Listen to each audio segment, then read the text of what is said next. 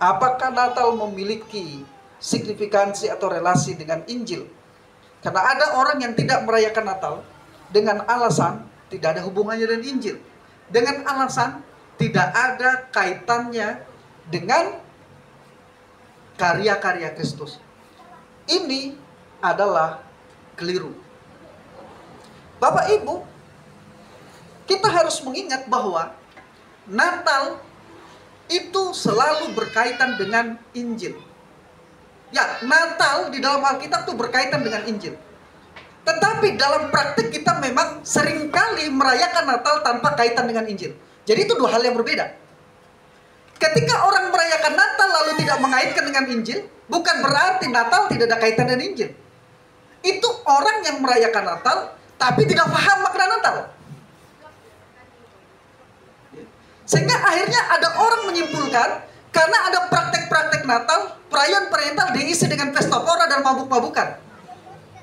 Karena ada itu mengatakan, oh, Natal itu tidak ada hubungan dengan Injil. Itu keliru. Jadi praktiknya yang keliru karena tidak memahami makna Natal. Maka kita harus mengembalikan makna Natal itu yang berkaitan dengan Injil, Bapak Ibu. Ya, adalah keliru kalau kita mengatakan Natal tidak ada kaitan dengan Injil. Kenapa saya katakan Natal berkaitan dengan Injil? Karena di dalam 2 Timotius pasal 2 ayat yang ke-8. Di dalam 2 Timotius pasal 2 ayat yang ke-8, di sana dengan jelas sekali Rasul Paulus mengatakan begini. Saudara bisa baca 2 Timotius pasal 2 ayat yang ke-8. 2 Timotius pasal 2 ayat 8. Ingatlah, remember, ingatlah Yesus Kristus yang telah bangkit dari antara orang mati. Yesus Kristus yang telah bangkit dari antara orang mati, yang telah dilahirkan. Perhatikan, Yesus telah bangkit dari antara orang mati. Jadi ada bangkit dari antara orang mati yang telah dilahirkan. Sebagai keturunan Daud, itulah yang kuberitakan dalam Injilku. Paulus katakan di dalam Injilku. Ya, itu yang kuberitakan. I proclaim in my gospel.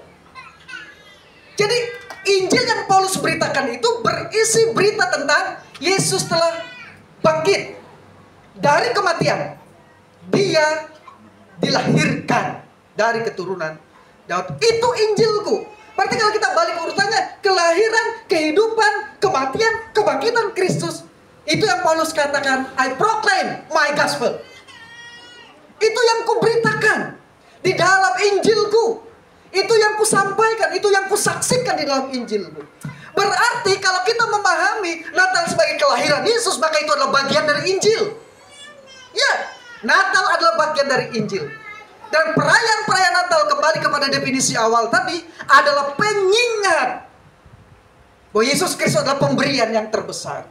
Jadi setiap kali kita menghiasi pohon Natal, saya ingatkan lagi, setiap kali kita membungkus kado, setiap kali kita membuat konsumsi makanan untuk perayaan-perayaan Natal kita, membangun liturgi, merancang liturgi untuk ibadah-ibadah Natal kita, ini harus menjadi satu momen pengingat bagi kita. Natal adalah peristiwa terbesar, pemberian anugerah terbesar yang Allah pernah berikan kepada dunia, yaitu putranya Yesus Kristus sendiri. Saya senang di dalam perayaan Natal kita mendapatkan banyak hadiah-hadiah. Tapi seperti ilustrasi cerita anak kecil di depan tadi, Yesus tidak bisa dibungkus dengan kado-kado Natal kita. Dia adalah pemberian yang paling besar yang Allah telah berikan kepada kita. Saudara-saudaraku, karena itu Injil dapat didefinisikan kebenaran historis dan teologis tentang Yesus Kristus dan karyanya yang menyelamatkan. Tentang Yesus Kristus berarti tentang pribadinya. Dia adalah Allah yang berinkarnasi, mengambil natur manusia tanpa kehilangan natur ilahinya untuk tujuan penyelamatan. Karya-karyanya, kelahirannya untuk menggenapi hukum, untuk menggenapi nubuat-nubuat para nabi tentangnya. Kemudian dia harus hidup di Palestina.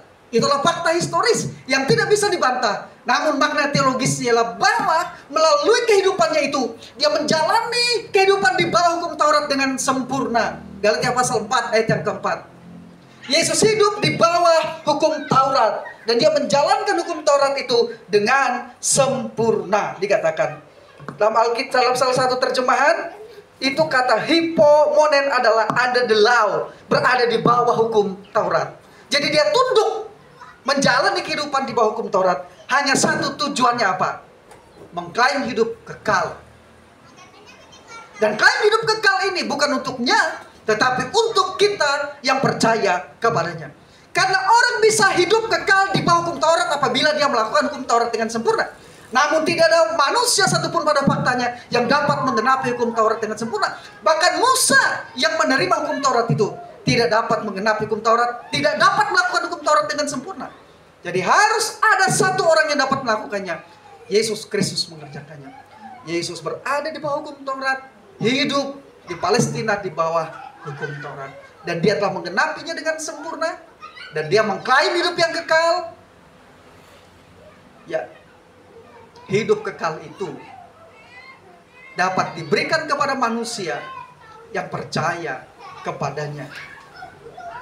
Bapak, Ibu, dan saudaraku dikasihi oleh Tuhan, kalau Yesus tidak mengenapi hukum Taurat hari ini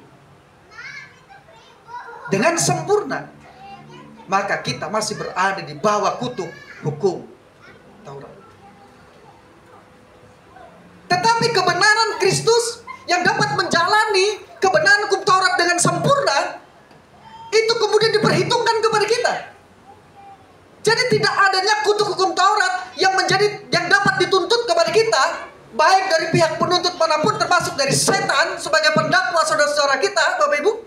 Itu semua karena kebenaran Kristus itu diperhitungkan kepada kita. Karena itu sampai hari ini kita tidak dapat didakwa oleh hukum Taurat. Kenapa? Karena Kristus sudah menggenapi hukum Taurat itu dengan sempurna. Namun hidup kekal yang diklaim oleh Kristus tidak dapat diberikan kalau dosa tidak diselesaikan. Maka Yesus harus mati sebagai kurban pendamaian bagi dosa-dosa kita. Nah, melalui kurban pendamaian itulah Bapak Ibu, Yesus menanggung dosa seluruh dunia dalam tubuhnya di atas kayu salib.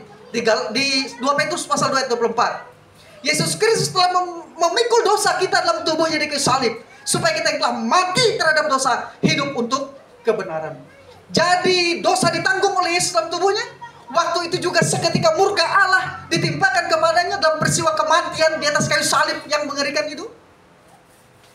Selama 3 jam ketika Yesus tergantung di atas kayu salib itu, dia menanggung dosa seluruh dunia, dan pada waktu yang bersamaan menanggung murka Allah yang menyala-nyala itu, sehingga dosa dunia diselesaikan dan murka Allah diredakan.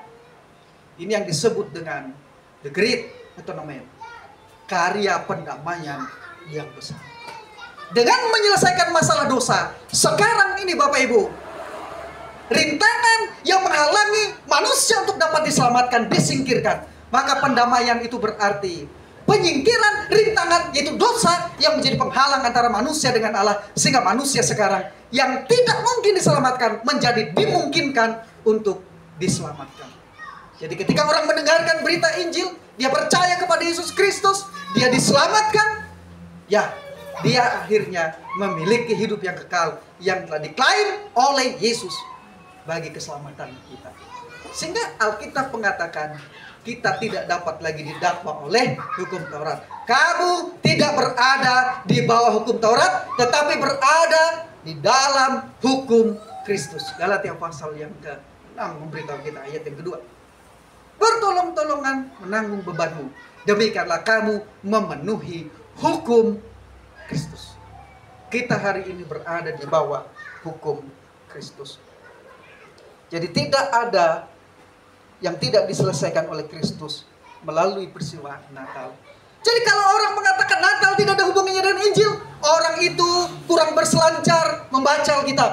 Orang itu bacaannya terhadap Alkitab kurang, atau pengertiannya terhadap firman Tuhan kurang.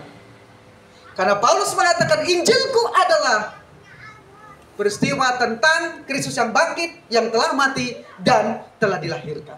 Itulah Injil.